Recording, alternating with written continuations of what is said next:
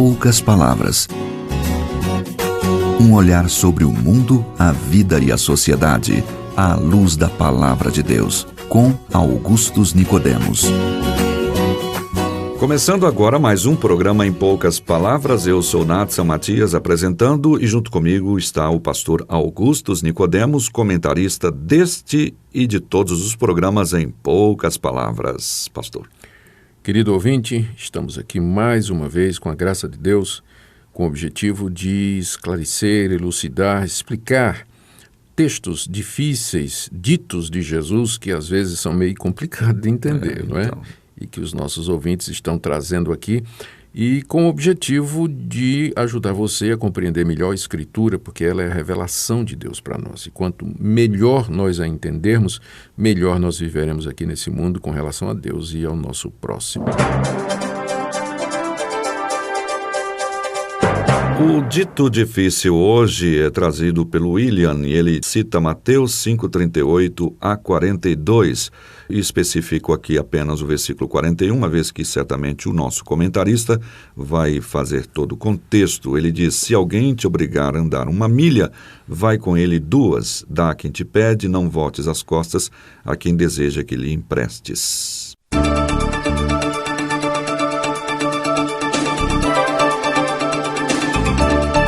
Bom, o William então traz para nós o tema de hoje do programa, que é sobre a vingança, sobre o pagar e justiças, direitos do crente. Ele é membro da Igreja Cristã Reformada do Campo Belo, em São Paulo.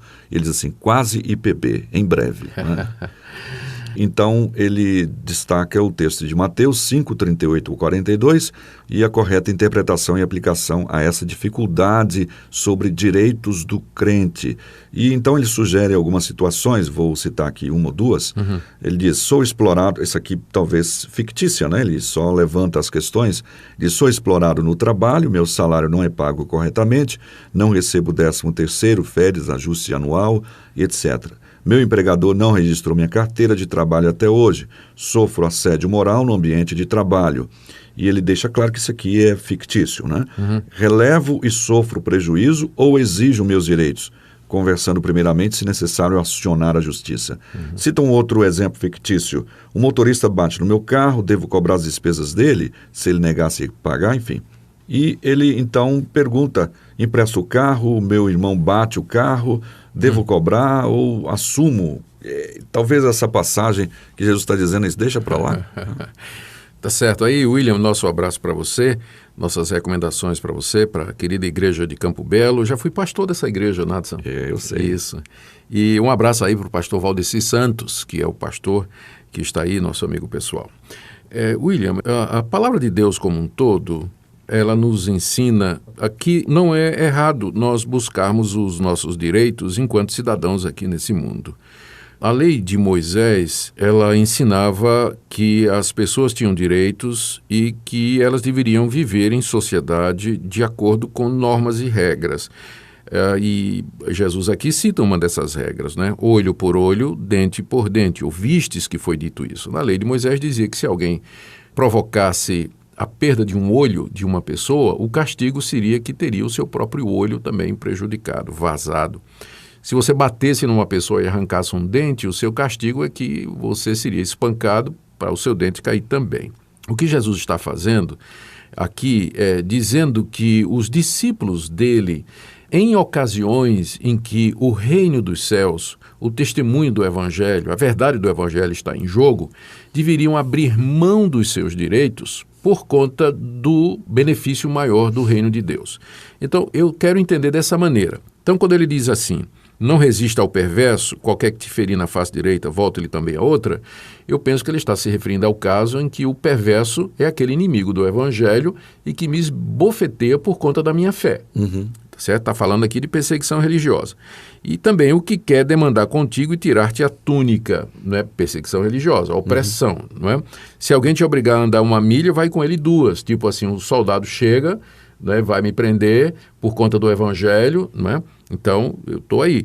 Dá a quem te pede, não voltes as costas ao que deseja que te emprestes. Essas recomendações de Jesus, elas só fazem sentido se o que está em jogo é o reino de Deus, o testemunho do Evangelho, a verdade a respeito de Deus. Paulo cita lá na primeira carta aos Coríntios, capítulo 6, uma situação que nos ajuda a compreender talvez o que Jesus está dizendo. Havia lá na igreja de Corinto 2 irmãos em Cristo que estavam brigando por conta de uma questão financeira. Talvez um negócio, uma sociedade que eles fizeram lá que não deu certo, e eles se desentenderam, não conseguiram chegar num acordo, e um resolveu levar na justiça para pegar os direitos dele.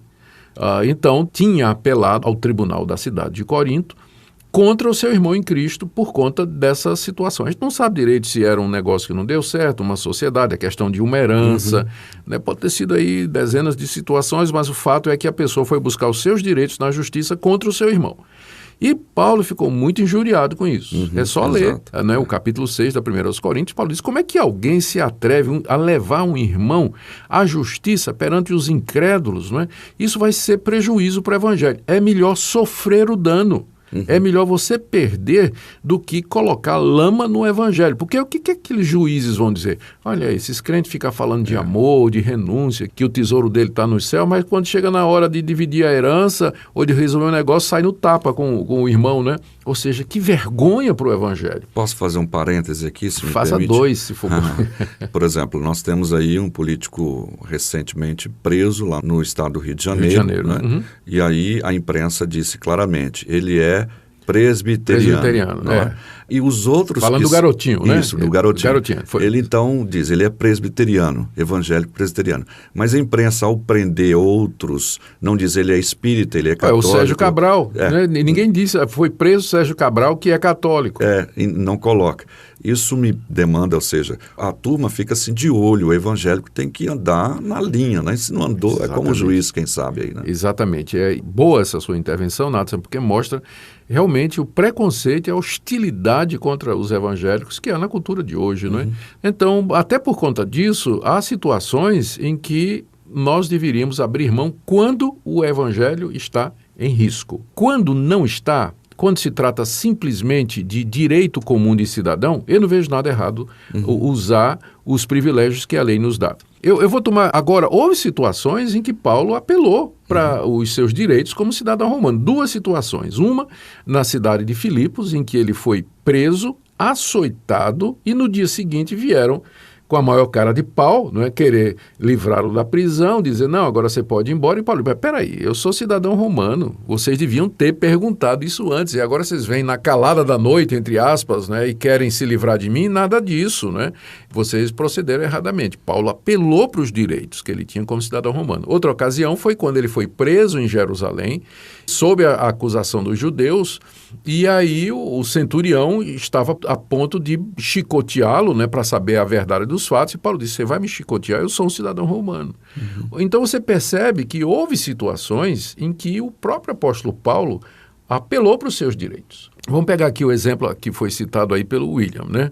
Um sujeito que trabalha, mas que é maltratado pelo seu empregador. Seus direitos não é pago, seus direitos são sonegados. Então, eu acredito que é direito dele como trabalhador acionar os meios legais para que esses direitos sejam pagos. Não está indo contra nada da lei de Deus. As autoridades, de acordo com Romanos 13, elas existem para punir os maus e recompensar os bons e assegurar os direitos dos cidadãos.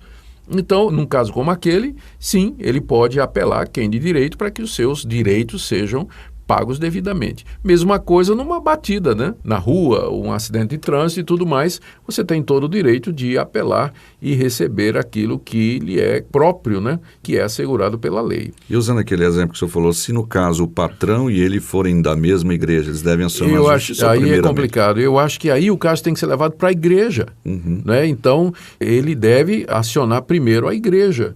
O conselho. O conselho da igreja, para tentar resolver a coisa entre os irmãos. Quando é possível fazer um acordo entre os irmãos, então isso deve ser feito.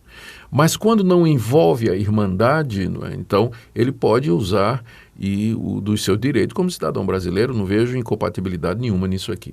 Agora, Nathan, em tudo isso a gente precisa ter muita sabedoria, porque nem sempre as coisas são preto no branco, né? Às vezes aí tem uma área meio que cinza, não é? Então, a pessoa precisa de sabedoria para saber o momento em que ela diz, não, eu vou parar aqui, não vou mais em frente, porque se eu for em frente, isso vai trazer prejuízo para o reino de Deus, isso vai trazer escândalo. Ou então, ela precisa de sabedoria para dizer, não, a melhor maneira de mostrar a verdade é apelando para a justiça, para que prevaleça a verdade. Então, nem sempre essa decisão é fácil de ser tomada, e a minha sugestão é que o cristão, quando ele está numa situação dessa, de litígio, de dificuldade, ele procure se aconselhar com os seus pastores, com seus líderes espirituais, pedindo a Deus sabedoria, porque há momento em que a melhor coisa é realmente abrir mão, para não causar escândalo, não trazer dificuldades adicionais para o Evangelho, e em outras situações, ir em frente é o que traria maior glória de Deus e estabelecimento da verdade. A dificuldade é saber quando é um e outro, daí o bom de você viver em comunidade, ter líderes que lhe ajudem a tomar essa decisão. E procurar saber qual é a boa, perfeita e agradável vontade de Deus. Ok, obrigado então, pastor, por mais essa intervenção aqui no nosso programa, mais um comentário, atendendo ao William, lá de Jundiaí, da Igreja Cristã Reformada do Campo Belo. Obrigado pela sua pergunta, William, e obrigado a todos os demais ouvintes que têm acompanhado o programa Em Poucas Palavras. Muito obrigado pela sua audiência, querido ouvinte. Fique na paz do Senhor. Um abraço.